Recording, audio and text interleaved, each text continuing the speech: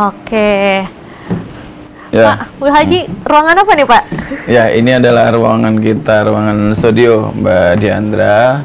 Ada kegiatan-kegiatan yang sekarang kita bawa ke sini untuk berdiskusi, untuk ngobrol tema-tema kependudukan, tema-tema kekeluargaan. Nah, termasuk saya kira Sindo News bagus kalau di sini, ini kira-kira gitu. Ini tempat studio untuk kita diskusi, untuk ngobrol, ya bersilaturahmi dengan dunia jurnalis. Nah, di sini tempatnya salah satunya. Gitu Mbak Diandra. Berbincang di sini ya, boleh, Pak? boleh dengan senang hati.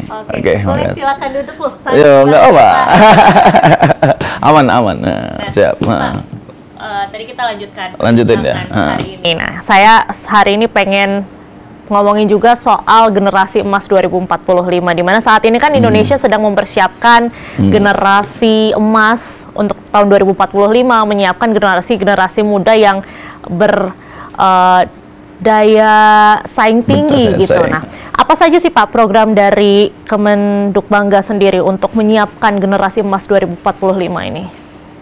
Oke, terima kasih Mbak Diandra. Kita punya data kependudukan. Artinya hari ini kita punya data yang umur 1 tahun berapa, yang umur 2 tahun berapa, yang umur 3 tahun berapa, sampai umur 74 tahun berapa. Saya minta dari staf saya, tolong siapkan data itu. Untuk apa? Untuk mengetahui apa yang akan terjadi dalam waktu ke depan. Contoh, misalnya hari ini yang umur 1 tahun sekitar 4 juta. Maka dipastikan nanti 6 tahun lagi akan ada orang 4 juta dikurangi jumlah kematian yang akan duduk di sekolah dasar. Maka negara, pemerintah bisa menganalisa, ini loh kebutuhan dalam waktu 6 tahun ke depan. 9 tahun ke depan akan bisa menganalisa berapa jumlah penduduk yang masuk SMP. 12 tahun ke depan kita sudah bisa menganalisa berapa yang mau masuk perguruan tinggi, jurusannya apa yang perlu disiapkan. Di kelas 2 SMA harapan saya sudah mulai ditanya mau kuliah atau mau kerja. Kalau mau kuliah di perguruan tinggi jurusan apa, kita siapkan. Oh, ini orang Indonesia yang kelas 2 SMA dalam 2 tahun ke depan mau kuliah di perguruan tinggi ini. Kemudian kita tanya juga, kalau nggak kuliah bekerja mau di bidang apa. Dari jawaban itu, maka ini yang perlu disiapkan, kesiapan tenaga kerja sebagai available job. Jadi sustainable antara keinginan dan ketersediaan tenaga kerja. Itu salah satu poin aja. Yang kedua, kita punya data keluarga. Hari ini agak lumayan, 75 juta keluarga Indonesia. 75 juta itu ada macam-macam. Ada yang umur 10 sampai 19 tahun berapa juta. Ada yang 11 juta itu adalah umur sekian sampai sekian. Apa hubungannya? Hubungannya dengan Indonesia Emas. Kalau Indonesia Emas, kita akan bicara dengan bonus demografi. Mbak Diandra, kira-kira hari ini orang Indonesia yang umur 14 tahun sampai 65 tahun itu sekitar 70%. Itu yang kita sebut dengan bonus demografi. Pertanyaannya adalah, benar nggak itu menjadi bonus demografi? Yang kita anggap bahwa bonus demografi ini adalah angka produktif di saat orang Indonesia umur 14 sampai 65 tahun produktif. Sehingga apa yang mau kita treatment, apa yang mau kita kerjakan itu berdasarkan data itu. Pertanyaan selanjutnya adalah, apakah benar-benar bonus? Apakah benar-benar produktif? Itu menjadi soal. Ketika umur 14 tahun sampai 65 tahun, ternyata itu tidak ada ruang untuk produktif, tidak menjadi bonus. Maka yang kita kerjakan hari ini adalah memastikan bahwa bonus demografi itu harus betul-betul dianalisa dengan matang. Negara harus hadir dalam konteks apa kita menyiapkan available job-nya. Nah, itu yang kedua. Yang ketiga sekarang adalah generasi emas ini 2045 sebagai puncaknya. Berarti hari ini zilenial lah yang akan menempati. Pertanyaannya adalah, bagaimana kaum zilenial hari ini? Saya berpandangan bahwa yang kita ini suatu saat akan bergeser.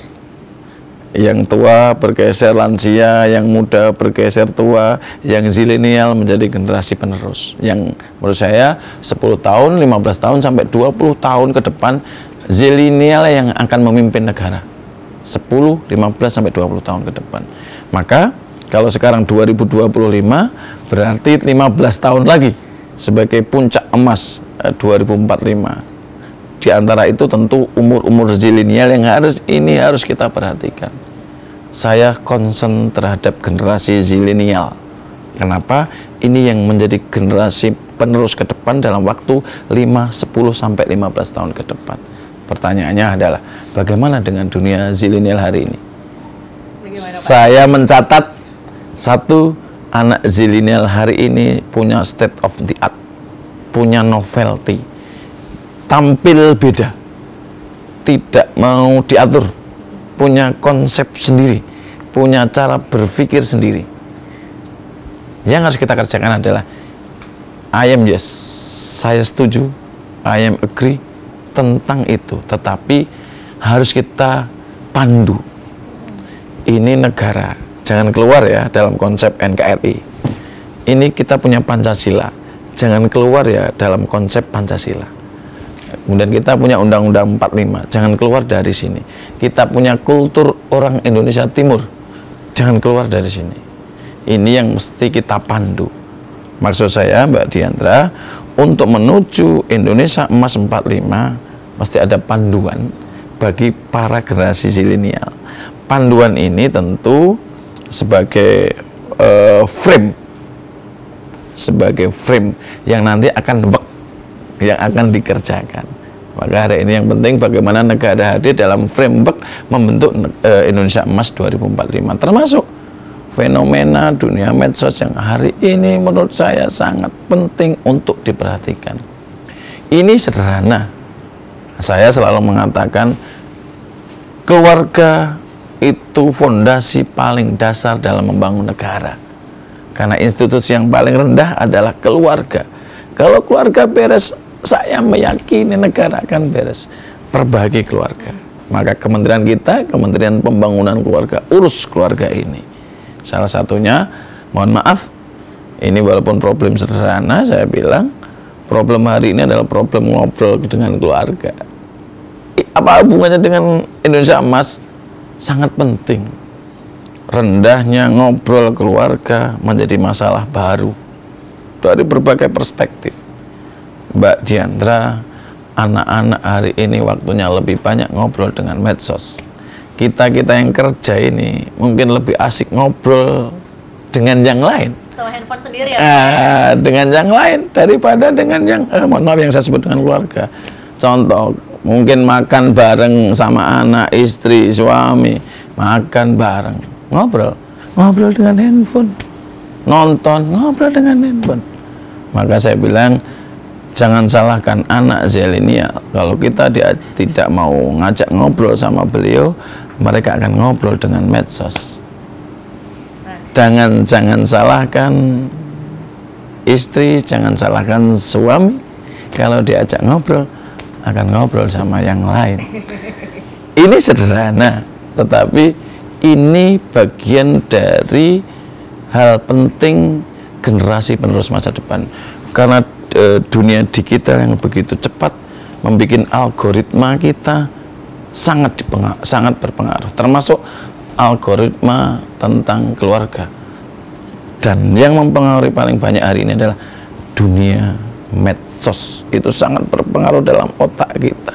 Kira-kira gitu, Mbak Diandra. Berarti kalau misalnya kita bisa simpulkan nih, generasi emas yang bisa dibilang ini memiliki berkualitas dan juga berdaya saing tinggi ini kan dibentuk melalui satu keluarga yang solid, begitu ya Pak. Nah, apakah ini juga bisa kita katakan bahwa keluarga ini harus punya pola asuh yang benar-benar ajak untuk membentuk generasi-generasi yang berdaya saing tinggi ini, Pak? Nah, mungkin bisa tips-tips bagaimana nih pola asuh untuk membangun satu generasi muda yang berkualitas, berdaya saing tinggi untuk selanjutnya nanti di tahun 2045 ini kita menuju ke generasi emas.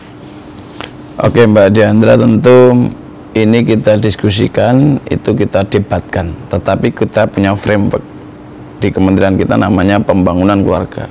Pembangunan keluarga itu ada indikator yang disebut dengan pembangunan keluarga. Apa itu? 1, mandiri, 2, tentram, ketiga mandiri, tentram, bahagia. Inilah konsep keluarga berkualitas. Itu ketika mandiri, ketika tentram, ketika bahagia. Kalau indikator ini betul-betul kita camkan dengan berbagai perdebatan, berbagai diskusi, berbagai perspektif dan berbagai cara pandang, saya kok meyakini bahwa dengan ketentraman, dengan kebahagiaan, dengan mandiri, inilah fondasi dasar keluarga. Tentu kita analisis lagi supaya mandiri seperti apa. Maka contoh misalnya jurnalis kerja luar biasa, mandiri, bahagia, oke, jurnalis akan bahagia ketika salary-nya tinggi misalnya, contoh ini, atau karyawan yang lain. Kemudian tentram ya, tentu kalau nanti pertemuan antara kebahagiaan dengan mandiri akan menjadi ketentraman. Ini contoh sederhana saja bahwa itu fakta yang tidak kita bisa hindari. Kalau kita sudah keluarga, kita pasti tantangannya pasti pasti ekonomi, karena akan berpengaruh terhadap kemandirian, akan berpengaruh terhadap ketentraman, akan berpengaruh terhadap kebahagiaan. Maka Pak Presiden, Pak Prabowo dan Pak Gibran, Pak Wakil Presiden punya program khusus untuk pengentasan kemiskinan, karena nanti ujung-ujungnya di ekonomi. Ada yang diurus oleh badan khusus pengentasan kemiskinan, ada yang diurus oleh kementerian yang terkait berkenaan dengan pengentasan kemiskinan, termasuk bagaimana beliau menyiapkan tadi generasi emas melalui gizi dan sebagainya. Itu kan semangat beliau untuk masa depan Indonesia. Jadi kalau saya kembali ke tema keluarga, tentu kita sharing, kita berdiskusi. Yang paling penting hari ini Indonesia butuh contoh, karena Indonesia ini suka contoh. Kita belajar bersama-sama, maksud saya begitu. Saya juga sama, saya belajar juga, belajar bagaimana supaya ini loh yang namanya Indonesia yang dimulai dari keluarga. Kalau keluarga baik, akan baik-baik saja. Maka kata kuncinya adalah kita siapkan yang namanya bagaimana keluarga Indonesia bisa tentram, bagaimana keluarga Indonesia bisa bahagia, bagaimana bisa mandiri. Kata kuncinya ekonomi. Dan tentu kalaupun ekonomi nanti kita bisa debatkan lagi, yang paling penting adalah ininya benar, karena nggak ada habisnya ngurusi duit, nggak ada habisnya ngurusi pekerjaan, nggak ada habisnya. Kita kembalikan ke sini. Di situ ketika ada kebahagiaan, ada ketentraman, insya Allah nanti juga akan mandiri secara otomatis. Jadi saya kira kata kuncinya itu, Mbak Diandra. Tentram, mandiri, bahagia. Kalau itu udah insya Allah kafah. Jadi ya senang. Kemudian kita bisa, mohon maaf dalam tanda petik, tidak tergantung kepada apapun, walaupun sinergi, tapi tidak harus hidupnya itu seperti kalau nggak ada ini nggak bisa hidup. Harus kita isi otak kita ini bahwa ini loh kehidupan, setuju tidak setuju. Kalau enggak ya kita nanti akan repot. Inilah ketentraman, inilah kebahagiaan. Maka tadi kita diskusi, kebahagiaan bisa bergeser karena memang faktor medsos, faktor kultur, faktor pengaruh budaya luar, sehingga ya saya memahami, saya menghormati, tapi kita harus optimis. Ya kalau saya sebut I love my country, saya percaya dengan Indonesia baik-baik saja. Indonesia itu orang-orang hebat, dan Indonesia saya yakin akan baik-baik saja. Tentu kita step by step kita kerjakan yang bisa kita kerjakan. Kira-kira itu Mbak Diandra. Mungkin Pak, soal tantangan sendiri menuju ke generasi emas, salah satunya kan juga peredaran narkoba di kalangan anak-anak begitu. Ini kan masih cukup marak juga. Dari pemerintah sendiri ini cara mengatasinya seperti apa Pak? Setiap peristiwa ada sebab. Sekarang kita lihat sebabnya apa. Cikal bakal kalau pemerintah kan selalu mengatakan ini kan trademarknya kan, jangan dekati, dekat aja nggak boleh. Maksudnya apa? kita punya generasi berencana, yang di situ ada 3 hal yang tidak boleh dikerjakan oleh generasi berencana. Jangan melakukan seks bebas, jangan melakukan pernikahan dini, jangan nafsa. Nah, kira-kira gitu. Itu edukasi yang terus-menerus harus kita kerjakan. Setuju tidak setuju bahwa ini merusak ini dan merusak masa depan. Dan itu tidak bisa diomongkan saja. Dikasih contoh, dikasih jalan keluar. Kan sebabnya apa ini? Orang melakukan itu sebabnya apa? Nah, bisa karena mencari dunia baru, bisa karena kehilangan sesuatu, bisa karena something wrong, ada sesuatu yang salah. Tapi kompleks lah. Tetapi saya kira prinsipnya pasti harus dikasih panduan tentang kehidupan lah, kira-kira gitu. Panduan kehidupan ini ada bahwa begini A, B, C lah, walaupun banyak, tapi sebabnya biasanya ya lingkungan, ada problem keluarga, ekonomi. Udah, tidak jauh dari situ. Faktor lingkungan itu mengaruh pergaulan. Faktor keluarga biasanya ada problem. Kemudian salah satunya tadi ekonomi, ada sesuatu. Ya, itu tantangan. Tugas negara dan pemerintah adalah bagaimana hadir di para generasi emas itu supaya jauh dari narkoba. Nah, kira-kira itu, Mbak Diandra. Okay. Seru sekali perbincangan kita malam hari ini. Terima kasih banyak Pak Wihaji sudah bergabung bersama One on One di Sindo News TV. Semoga sehat selalu, Bapak. Sukses selalu. Berkah barokah. Keluarga berencana itu keren. Keluarga berencana itu keren. Nah, mungkin bisa ke tengah Bapak kita. Keluarga berencana itu keren. Keluarga berencana itu keren. Nah, baik, terima kasih banyak Pak Wihaji. Demikian tadi wawancara kami bersama dengan Menteri Kependudukan dan Pembangunan Keluarga Bapak Wihaji. Saya Diandra Mukni, mewakili seluruh kerabat kerja yang bertugas, pamit undur diri. Terima kasih dan sampai jumpa.